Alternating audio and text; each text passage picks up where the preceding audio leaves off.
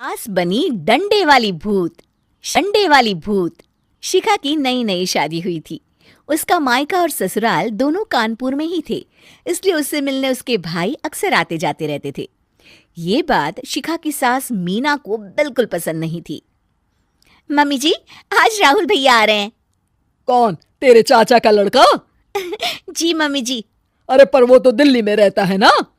हाँ मम्मी जी, उन्हें कल सुबह दिल्ली के लिए निकलना है, तो वो आज मुझसे मिलते हुए कल सुबह यहीं से निकल जाएंगे। हमने तो धर्मशाला खोल रखी है ना। कुछ कहा क्या मम्मी जी?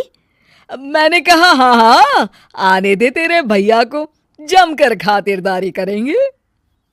अब तो कुछ करना ही पड़ेगा, इससे पहले कि मेरा घर धर्मशाला बन जाए। ये कैसी बातें कर रही हो मीना? सच ही तो कह रही हूं।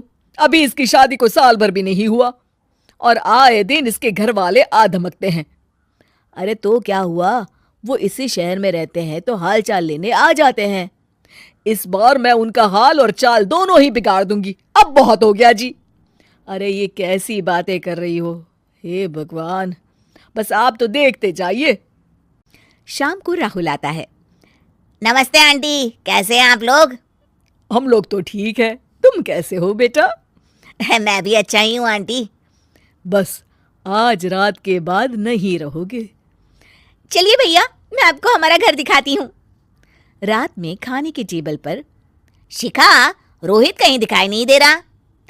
जी भैया, वो ऑफिस के काम से बाहर गए हैं, कल शाम तक आएंगे। अच्छा अच्छा। बेटा, क्या तुम भूत प्रेत में मानते हो? नहीं नहीं आंटी जी, पर अचानक आपको ये ख्याल कहाँ से आ गया? पता नहीं क्यों, कभी कभी मुझे लगता है जैसे रात के समय बैठक में कोई घूमता रहता है। ये आप क्या कह रही हैं मम्मी जी? हाँ, तुम लोग घबरा ना जाओ, इसलिए मैंने आज तक इस बारे में कुछ नहीं कहा। ये आपका वहम होगा आंटी जी, ऐसा कुछ नहीं होता। हो सकता है। चलो अब मेरा सोने का टाइम हो गया है तो चलती हूँ मैं। शिखा बेटा, राहुल के सोने की व्यवस्था वहीं दीवान पर कर देना। जी पापा जी। अब चलिए भी। अच्छा, तो बैठक में सोने वाले हैं साहबजादे।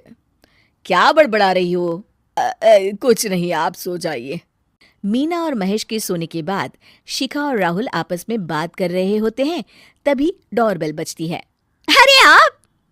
सरप्राइज! काम जल्दी खत्म हो गया तो मैं आज ही चला आया। ये तो बहुत अच्छा किया। देखिए राहुल भैया भी आए हुए हैं, आप दोनों का मिलना भी हो जाएगा। कैसे हो रोहित? मैं तो ठीक हूँ भैया। शिखा, मैं भी आज यहीं सो जाता हूँ, राहुल भैया से बातचीत भी हो जाएगी। अच्छा अच्छा ठीक है। मीना आधी रात को उठती है, कंबल मुंह से पैर तक ओढ़ के डंडा लेके बैठक में आती है और देखती है दीवान पर चादर ओढ़े कोई लेटा हुआ है। देखो तो कैसे मजे से सो रहा है बहन के ससुराल में। मीना ताबड़तोड़ 4-5 डंडे मार देती है। अरे मर गया, अरे बचाओ बचाओ, कौन है? मीना जल्दी से अपने कमरे में भाग जाती है। हे भगवान, ये मैंने क्या किया? ये रोहित कहाँ से आ गया? लगता है ये नालायक राहुल मेहमानों वाले कमरे में सो गया होगा। आज तो इसकी खैर नहीं। उधर बैठक में, अरे क्या हुआ रोहित? मैं बाथरूम में था, तुम्हारे चिल्लाने की आवाज सुनी। पता है भैया, मैं सो रहा था, अचानक से कोई आकर मुझे डंडे मारने लगा। ये क्या कह रहे हो? लगता है तुम भी आंटी की तरह भूत प्रेत में मानते हो। नहीं नहीं भैया, सच में कोई आया था। मैं तो जा रहा हूँ मेहमानों वाले कमरे में सोने के लिए। इस समय अपने रूम में जाऊंगा तो शिखा की नींद खराब हो जाएगी। ठीक है भाई, जाओ तुम, जहां तुम्हारा भूत डंडा लेके ना आ सके। थोड़ी देर बाद मीना कंबल ओढ़ के डंडा लेकर मेहमानों वाले कमरे में पहुंच जाती है। वो बिस्तर पर सोए रोहित को फिर डंडों से मारने लगती है। अरे मर गया, अरे मर गया।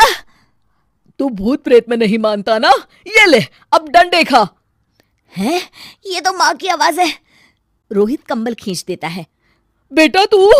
अरे ये क्या कर रही हो माँ? मार मार के मेरा भरता बना दिया आपने।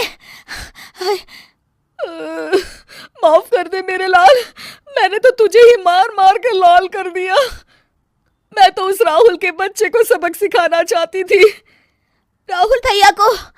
हाँ बेटा, मुझे लगा अगर उसे डंडे मारूंगी तो शिखा के मायके वाले यहाँ आना छोड़ देंगे।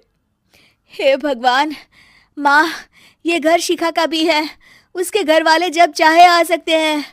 हाँ बेटा, आज मुझे भगवान का इशारा समझ में आ गया। मैं कितना गलत करने चली थी और अपने ही बेटे को चोट पहुंचा दी। अब चुपचाप जाके सो जाओ माँ, और किसी को कुछ बताने की जरूरत भी नहीं है। शिक्षा दूसरों का बुरा चाहने वालों के साथ भी बुरा ही होता है।